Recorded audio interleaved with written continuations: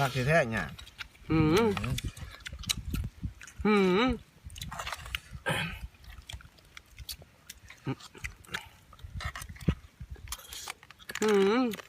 แสบตอนแรกอย่างนี้กระปูเบิ้ลเลย ครับปู อันนี้ก็เพื่อนอะไรเนี่ยกี่เกี้ยวนั่นตุ้ย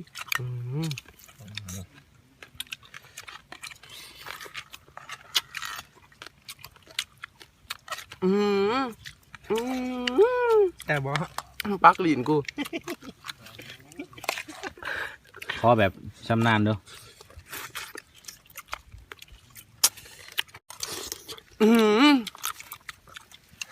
ใช่พี่น้องแถวตลาดนักไฟไปซื้อมาเลยไม่ได้ตัวขายเลยบอกความจริงเลย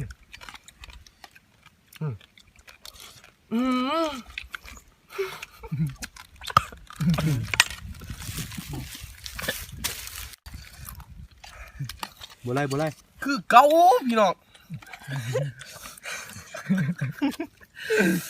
ตำกล้องมันหน่อยเดี๋ยววะ แนวกล่องตำกล้องพี่น้องคือเก่ามือนี่บอกอย่างเป็นแคนนะคือเก่า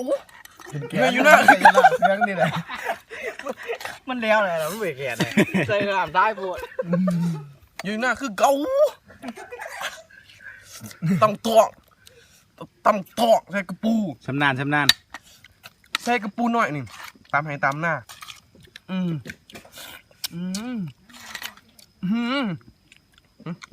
นั่นฮะ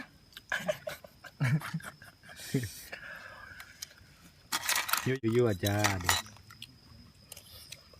ยั่วจ้าเอาตายครับ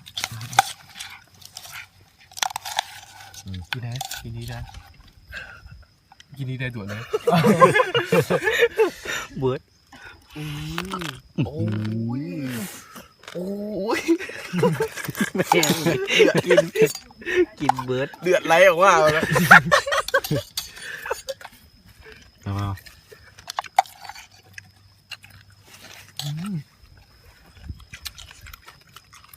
คือเก่า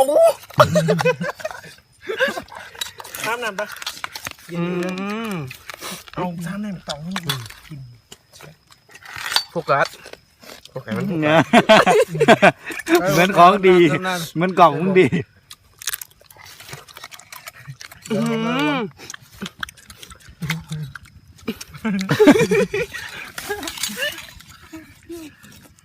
ก็นี่แหละ